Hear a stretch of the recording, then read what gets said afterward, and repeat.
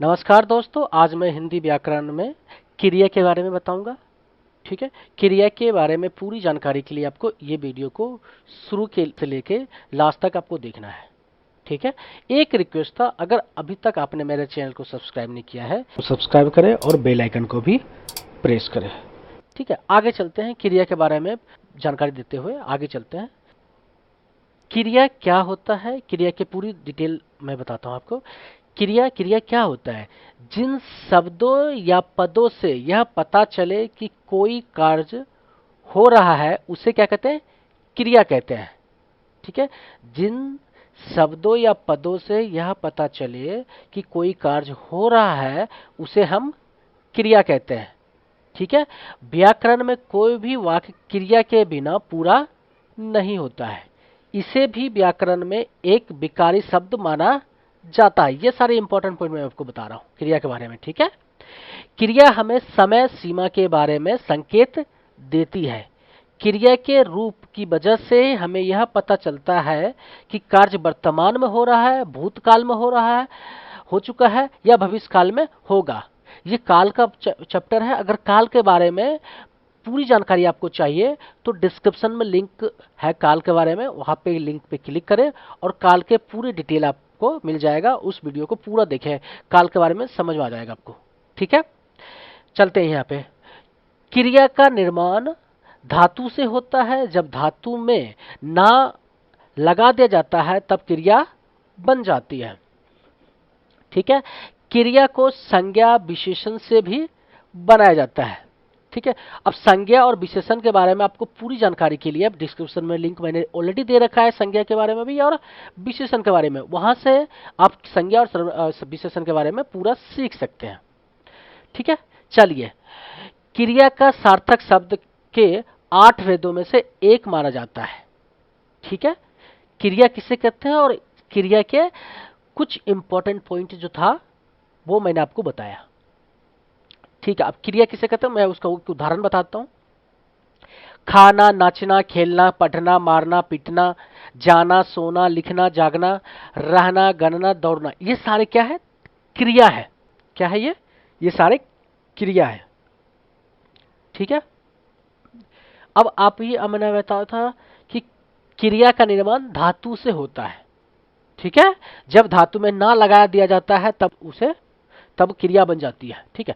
अब तो इसके बारे में, धातु के बारे में थोड़ा बहुत पढ़ लेते हैं। ठीक है। अब धातु किसे कहते हैं इसके बारे में देखते हैं। धातु जिस मूल रूप से क्रिया को बनाया जाता है उसे धातु कहते हैं। धातु किसे कहते हैं? जिस मूल रूप से क्रिया को बनाया जाता है उसे धातु कहते हैं। यह क्रिया का ही एक रूप होता है। ठीक है। यह क्रिया का ही एक रूप होता है। धातु को क्रिया का मूल रूप कहते हैं। ठीक है। जैसे बोल, पढ़, घूम, लिख, गा, हंस, देख, जा, खा, बोल, रा आदि ये सारे धातु हैं। ठीक है। जैसे मूल धातु, समान धातु, धातु के कितने भेद होते हैं? 4 भेद होते हैं। मूल धातु, समान धातु, युतर्प धातु, यौगिक धातु। ठीक है। ये सारे धातु के भेद हैं। अब चलते हैं धातु के भेद के बारे में पहले जान लेते हैं थोड़ा बहुत, फिर क्रिया पे चलेंगे। ठीक है। धातु के भेद कितने होते हैं? 4 होते हैं। मूल धातु, समान धातु, उत्पूर्व और यौगिक। ठीक है। मूल धातु किसे कहते हैं? मूल धातु किसी पर आश्रित ना होकर स्वतंत्र होती है उसे मूल धातु कहते हैं। मूल धातु किसे कहते हैं? मूल धातु किसी पे आश्रित ना होकर स्वतंत्र होती है उसे मूल धातु कहते हैं। जैसे खा, पढ़, लिख, गा, जा, रो आदि ये सारे क्या है? मूल धातु है। अब है समान धातु। समान धातु किसे कहते हैं? धातु में जो ना प्रत्यय जोड़कर उसका सरल रूप बनाया जाता है उसे सामान्य धातु कहते हैं। जैसे सोना, रोना, पढ़ना, बैठना, लिखना, बोलना, घूमना, गाना, हंसना, देखना, जाना, खाना, बोलना, रोना ये सारे सामान्य धातु हैं। ठीक है। युपत्र धातु किसे कहते हैं? युतप युतप्न धातु। युतप्न धातु किसे कहते हैं? सामान्य धातु से प्रत्यय लगाकर या और किसी कारण से जो परिवर्तन किया जाते हैं उसे युत्पन्न धातु कहते हैं। व्युत्पन्न धातु, जैसे पढ़वाना, कटवाना, दिलवाना, करवाना, सुलवाना, लिखवाना, बुलवाना, खिलवाना, धुलवाना आदि, ये सारे क्या है? व्युत्पन्न धातु। ठीक है। यौगिक धातु क्या होता है? यौगिक धातु के बारे में जानते हैं। यौगिक धातु को प्रत्यय जोड़कर बनाया जाता है। ठीक है। जैसे पढ़ना से पढ़, लिखना से लिखा, खाना से खिलाई, जाती जा। ठीक है। तो ये सारे जो है धातु के बारे में आप जान गए। ठीक है। अब चलते हैं क्रिया के बारे में जानते हैं। क्रिया के कितने भेद होते हैं? क्रिया के दो भेद होते हैं, अकर्मक क्रिया और सकर्मक क्रिया। ठीक है। अकर्मक क्रिया और सकर्मक क्रिया। अब आते हैं अकर्मक क्रिया पे। अकर्मक क्रिया किसे कहते हैं वो देख लेते हैं। अकर्मक क्रिया का अर्थ होता है कर्म के बिना या कर्म रहित, जिन क्रियाओं को कर्म की जरूरत नहीं पड़ती है या जो क्रिया प्रश्न पूछने पर कोई उत्तर नहीं देती है, उन्हें अकर्मक क्रिया कहते हैं। अर्थात जिन क्रियाओं का फल और व्यापार कर्ता को मिलता है उसे अकर्मक क्रिया कहते हैं। जैसे तैरना, कूदना, सोना, ठहरना, उछलना, मरना, जीना, बसना, रोना, चमकना, हंसता, चलता, दौड़ता, लाजाना, होना, बढ़ना, खेलना, अकरना, डरना, बैठना, उगना, जीना, चमकना, ढोलना, मरना, घटना, फंसना, जगना, बरसना, उलझना, कूदना आदि, ये सारे अकर्मक क्रिया के प्रकार हैं। ठीक है। अब उदाहरण के तौर पे देख लेते हैं। वह चढ़ता है, वे हंसते हैं, नीता खा रही है। ठीक है। इसमें जो जो क्रिया है ये इसका कर्म रहित है और सारे जो क्रेडिट ले रहा है वो कर्ता ले रहा है, इसलिए ये अकर्मक क्रिया के रूप है। ठीक है। अब चलते हैं सकर्मक क्रिया पे। सकर्मक क्रिया क्या होता है?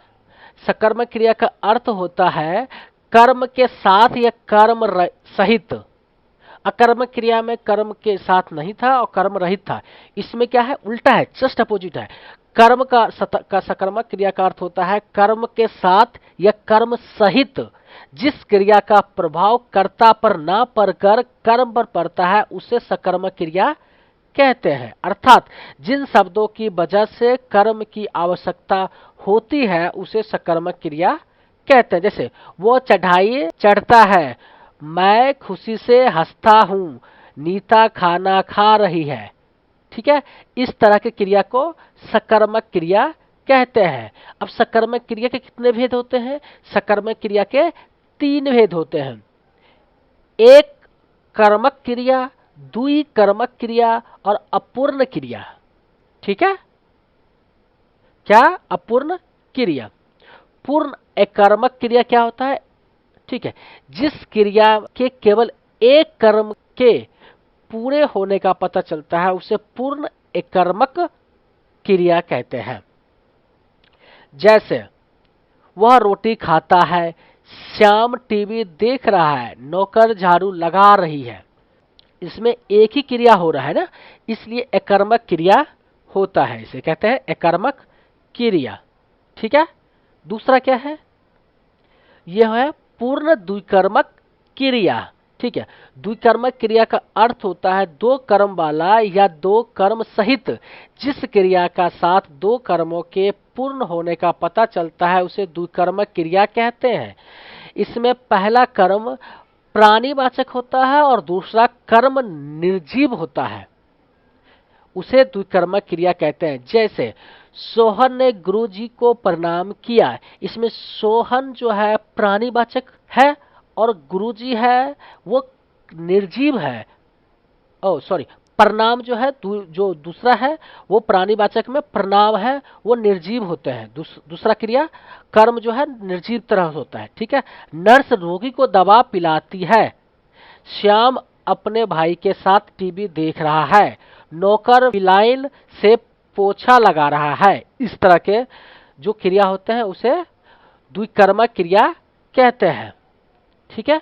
अब चलते हैं आगे, अपूर्ण क्रिया पर चलते हैं। अपूर्ण क्रिया का होता है, अभी तक आपने एक कर्मक पूर्ण और पूर्ण द्विकर्मक देखा, अब अपूर्ण क्रिया पे देखते हैं। अपूर्ण क्रिया क्या होता है? जब क्रिया के होते हुए तथा क्रिया और कर्म के रहते हुए भी अकर्मक और सकर्मक क्रिया स्पष्ट अर्थ न दे, वह वहां पर अपूर्ण क्रिया होता है। ठीक है, इसके अर्थों को पूरा करने के लिए जिन शब्दों का प्रयोग किया जाता है उसे पूरक कहते हैं। ठीक है, जब क्रिया के होते हुए तथा क्रिया और कर्म के रहते हुए भी अकर्मक और सकर्मक क्रिया स्पष्ट अर्थ न दे, वहां पर अपूर्ण क्रिया होता है। उनके अर्थों को पूरा करने के लिए जिन शब्दों का प्रयोग किया जाता है उसे पूरक कहते हैं। जैसे महात्मा गांधी थे, महात्मा गांधी राष्ट्रपिता थे, इनमें राष्ट्रपिता लिखने से अस्पष्टता आ गई है।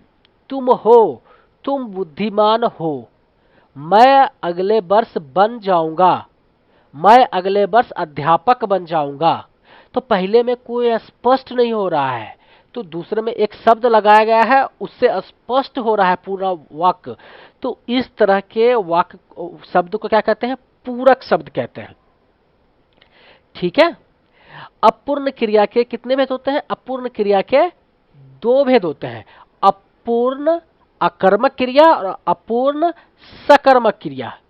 ठीक है, अब आगे चलते हैं, अपूर्ण क्रिया पे देख लेते हैं। पहले अपूर्ण अकर्मक क्रिया किसे कहते हैं? कभी कभी कुछ अकर्मक क्रिया केवल कर्ता से स्पष्ट नहीं होती है, उन्हें पूरा करने के लिए उनके साथ संज्ञा और विशेषण पूरक की जगह पर लगाने पड़ते हैं, उसे अपूर्ण अकर्मक क्रिया कहते हैं। जैसे वो बीमार रहा। अपूर्ण सकर्मक क्रिया किसे कहते हैं? अपूर्ण सकर्मक क्रिया, कभी कभी कुछ सकर्मक क्रिया का अर्थ कर्ता और कर्म के होते हुए भी स्पष्ट नहीं होता है, इसमें भी संज्ञा और विशेषण पूरक की जगह पर लगाने पड़ते हैं, उसे अपूर्ण सकर्मक क्रिया कहते हैं। आपने उसे महान बनाया। ठीक है, इस तरह के जो शब्द होते हैं वो अपूर्ण सकर्मक क्रिया के होते हैं। ठीक है, आगे चलते हैं। संरचना या प्रयोग के आधार पर क्रिया के भेद। ठीक है, अब क्रिया के कितने भेद होते हैं? पहले मैंने बताया था दो क्रिया के होते हैं, सकर्मक क्रिया, अकर्मक क्रिया। अब संरचना और प्रयोग के आधार पर क्रिया के 11 भेद होते हैं। जैसे कौन कौन से? सामान्य क्रिया, संयुक्त क्रिया, नाम धातु क्रिया, प्रेरक क्रिया, पूर्णकालीन क्रिया, तत्कालीन क्रिया, कृदंत क्रिया, यौगिक क्रिया, सहायक क्रिया, सजातीय क्रिया और विधि क्रिया। समान क्रिया, संयुक्त क्रिया, नाम धातु क्रिया, प्रेरक क्रिया, पूर्णकालीन क्रिया, तत्कालीन क्रिया, कृदंत क्रिया, यौगिक क्रिया, सहायक क्रिया, सजातीय क्रिया और विधि क्रिया। ठीक है, अब बारी बारी से हम एक एक क्रिया पे के बारे में बस चलते हैं और उसका पूरी जानकारी आपको मैं देता हूं। ठीक है, सबसे पहला है सामान्य क्रिया। ठीक है, अब सामान्य क्रिया पे चलते हैं। सामान्य क्रिया किसे कहते हैं? जिस क्रिया के रूप से काल विशेष का पता ना हो और उसके पीछे ना लगा हो, उसे सामान्य क्रिया कहते हैं। अर्थात जब वाक्य में एक क्रिया का पता चले उसे सामान्य क्रिया कहते हैं। जैसे रोना, धोना, खाना, पीना, नाचना, कूदना, पढ़ना, नहाना, चलना, ये सारे सामान्य क्रिया के पार्ट हैं। ठीक है, जिसमें एक ही क्रिया का पता चलता है उसे सामान्य क्रिया कहते हैं। संयुक्त क्रिया किसे कहते हैं? चलते हैं संयुक्त क्रिया पे। संयुक्त क्रिया, जो क्रियाएं दो या दो से अधिक धातु से मिलकर बनी होती है उसे संयुक्त क्रिया कहते हैं। अर्थात जो क्रिया दो या दो से अधिक क्रियाओं के योग से बनी होती हैं उन्हें संयुक्त क्रिया कहते हैं। जैसे मैंने खाना खा लिया, तुम घर चले जाओ, इसमें दो क्रिया, खाना और खा लिया, दोनों अलग अलग क्रिया। ठीक है, चले और जाओ, चलना भी क्रिया है और जाओ भी क्रिया है, तो दो क्रिया होती है इसमें, तो उसे संयुक्त क्रिया कहते हैं। ठीक है, अब चलते हैं आगे। संयुक्त क्रिया के कितने भेद होते हैं? अब चलते हैं संयुक्त क्रिया के भेद पर।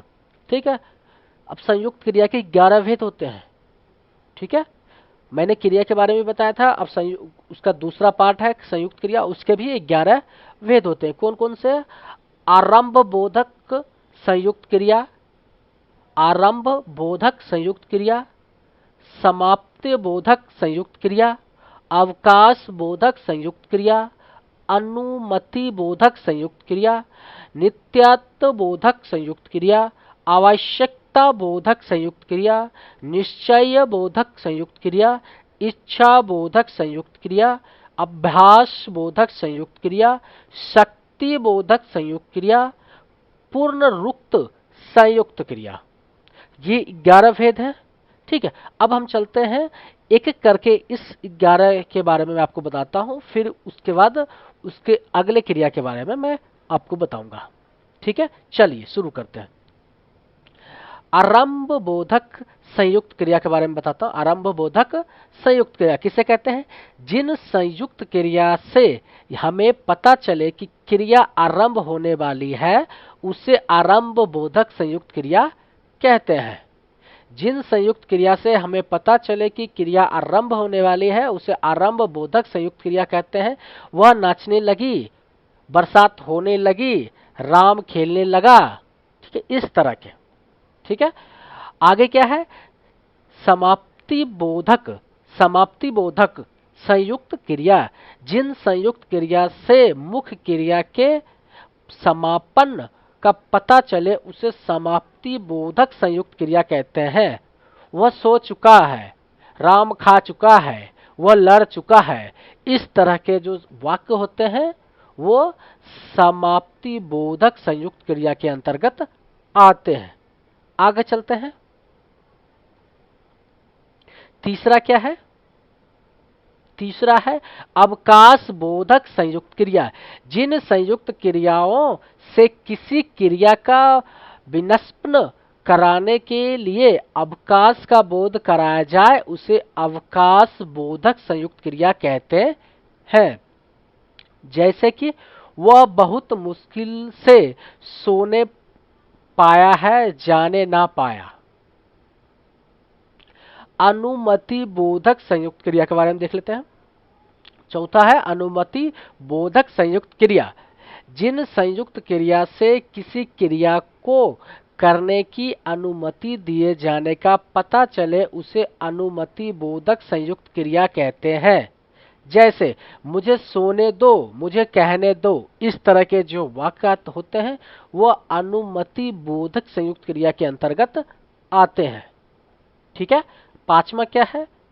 नित्याबोधक संयुक्त क्रिया। जिन संयुक्त क्रिया से किसी क्रिया की नित्यता का या उसके खत्म न होने का पता चले, उसे नित्याबोधक संयुक्त क्रिया कहते हैं। जैसे नदी बह रही है, पेड़ बढ़ता गया। इस तरह के जो शब्द होते हैं वो नित्याबोधक संयुक्त क्रिया के अंतर्गत आते हैं। ठीक है, आगे चलते हैं। छठा क्या है? आवश्यकता बोधक संयुक्त क्रिया। आवश्यकता बोधक संयुक्त क्रिया। जिन संयुक्त क्रियाओं से किसी क्रियाओं की आवश्यकता या कर्तव्य पता चले, उसे आवश्यकता बोधक संयुक्त क्रिया कहते हैं। जैसे मुझे यह काम करना पड़ता है, मुझे यह काम करना चाहिए। ठीक है, निश्चय बोधक संयुक्त क्रिया। सातवां क्या है? निश्चय बोधक संयुक्त क्रिया। जिन संयुक्त क्रिया से मुख्य क्रिया के व्यापक व्यापार की निश्चितता का पता चले, उसे निश्चय बोधक संयुक्त क्रिया कहते हैं। वह बीच में ही बोल उठा, मैं मार बैठूंगा। वो बीच में ही बोल उठा, मैं मार बैठूंगा। इस तरह के जो वाक्य होते हैं वो निश्चय बोधक संयुक्त क्रिया के अंतर्गत आते हैं। आठवां क्या है? आठवां है इच्छा बोधक संयुक्त क्रिया। जिन संयुक्त क्रियाओं से क्रिया के करने की इच्छा का पता चले, उसे इच्छा बोधक संयुक्त क्रिया कहते हैं। जैसे वह घर आना चाहता है, मैं खाना चाहता हूं। ठीक है, आगे चलते हैं। नौवां क्या है? अभ्यास बोधक संयुक्त क्रिया। अभ्यास बोधक संयुक्त क्रिया, जिन संयुक्त क्रियाओं से क्रिया को करने के अभ्यास का पता चले उसे अभ्यास बोधक संयुक्त क्रिया कहते हैं। जब सामान्य भूतकाल की क्रियाओं में करना क्रिया लगा दी जाती है तब अभ्यास बोधक संयुक्त क्रिया बनती है। जैसे वो पढ़ा करता है, तुम लिखा करते हो, मैं खेला करता हूँ। इस तरह के जो शब्द होते हैं उसे अभ्यास बोधक संयुक्त क्रिया कहते हैं। 10वां क्या है? शक्ति बोधक संयुक्त क्रिया, जिन संयुक्त क्रियाओं से क्रिया को करने के लिए शक्ति का पता चलता है उसे शक्ति बोधक क्रिया कहते हैं।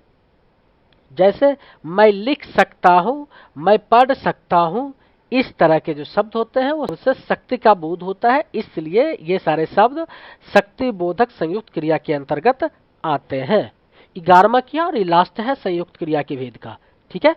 पुनरुक्त संयुक्त क्रिया, जब दो समान ध्वनि वाली क्रियाओं के जोड़ने का पता चलता है उसे पुनरुक्त संयुक्त क्रिया कहते हैं। जैसे वह खेला कूदा करता है, खेलना अलग क्रिया है और कूदना अलग क्रिया है, दोनों को ज्वाइंट करके एक साथ यूज किया जाता है, उसे पुनरुक्त क्रिया कहते हैं। जैसे वह खेला कूदा करता है, वो दौगा भागा करता है, इस तरह से, ठीक है। अब आगे चलते हैं, क्रिया पे चलते हैं। ये संयुक्त क्रिया खत्म हो गए, अब आगे चलते हैं।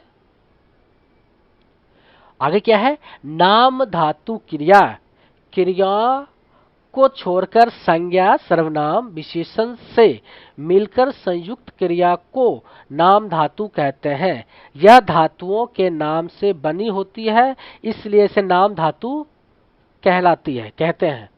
जैसे हाथ में हथियाना, हाथ से हथियाना, बात से बतियाना, दुखना से दुखना, चिकना से चिकनाना, लाठी से लठियाना, लत से लतियाना, पानी से पनियाना, बिलन से बिल गाना, स्वीकार से स्वीकाराना, अधिकार से अधिकाराना, उद्धार से उद्धारना, शर्म से शर्माना, अपना से अपनाना, लज्जा से लजाना, झूठ से झुठलाना, टक्कर से टकराना, लालच से ललचाना, सठिया से सठियाना, गरम से गरमाना, अपना से अपनाना, दोहरा से दोहराना आदि जो शब्द होते हैं ये नाम धातु क्रिया के अंतर्गत आते हैं। जैसे उदाहरण के लिए, लुटेरों ने जमीन हथिया ली, उसने उन्हें लतिया दिया। इस तरह के जो वाक्य होते हैं वो नाम धातु क्रिया के अंतर्गत आते हैं, ठीक है। आगे चलते हैं। संज्ञा शब्दों से बनाए हुए कुछ नाम धातु के उदाहरण। कौन से शब्दों से? संज्ञा शब्दों से, ठीक है। संज्ञा शब्दों और नाम धातु इस प्रकार है। शर्म से शर्माना, लोभ से लुभाना, बात से बतियाना, झूठ से झुठलाना, लात से लतियाना, दुख से दुखियाना। इस तरह से जो शब्द होते हैं वो संज्ञा के शब्द हैं और उससे नाम धातु बनाया गया है, ठीक है। आगे चलते हैं। सर्वनाम शब्दों से बने नाम धातु के उदाहरण देख लेते हैं कुछ।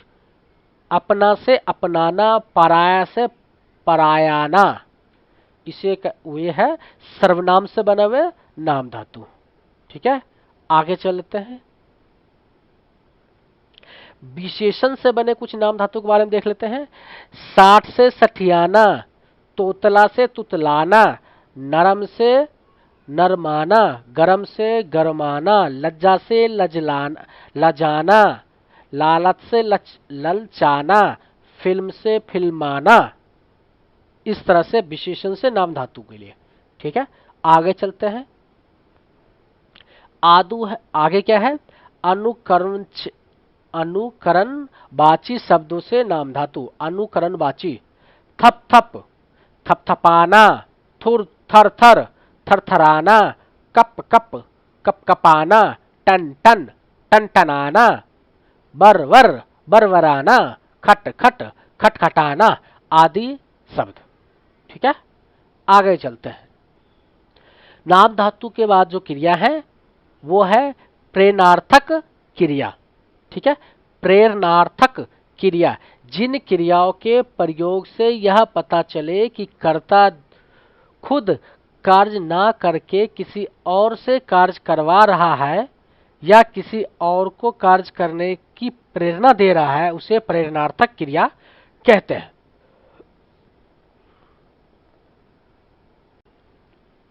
ठीक है, जैसे कटवाना, करवाना, बोलवाना, पढ़वाना, लिखवाना, खिलवाना, सुनाना, पिलवाना, पिलवाता, पिलवाती आदि।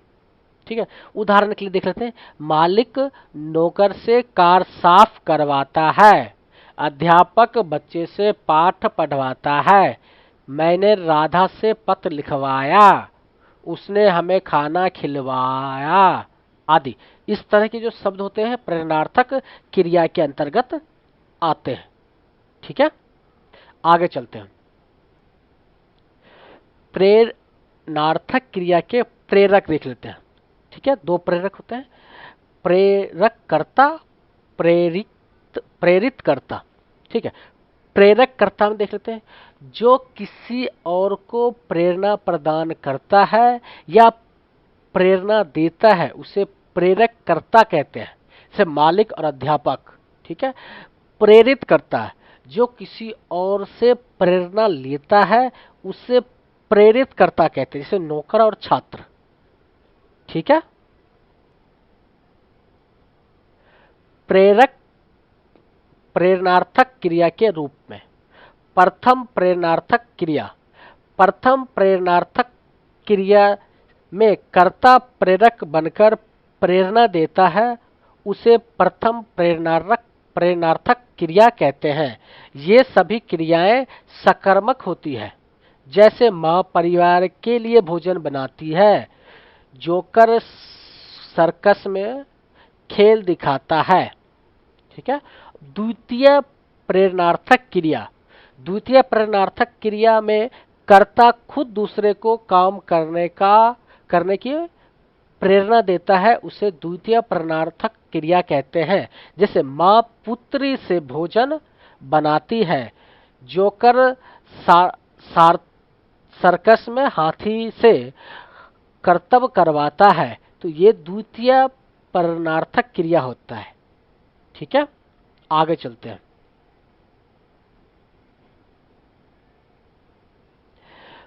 प्रेरणार्थक क्रिया बनाने के कुछ नियम इस प्रकार है। मूल दो अक्षर वाली धातु में जब आना या बाना जोड़ दिया जाता है, पढ़ से पढ़ाना, पढ़वाना, चल से चलाना और चलवाना, ये है नियम है। ठीक है, इस तरह से आप बना सकते हैं। ठीक है, प्रेरणार्थक क्रिया दो अक्षर वाली धातु में जब ए या ओ जोड़ दिया जाता है तब दीर्घ स्वर को ह्रस्व स्वर बना दिया जाते हैं, जैसे जीत से जिताना, जितवाना, लेट से लिटाना, लिटवाना। इस तरह से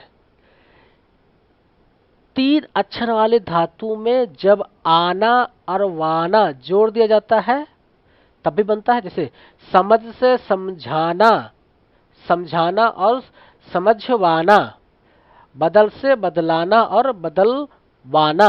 इस तरह से।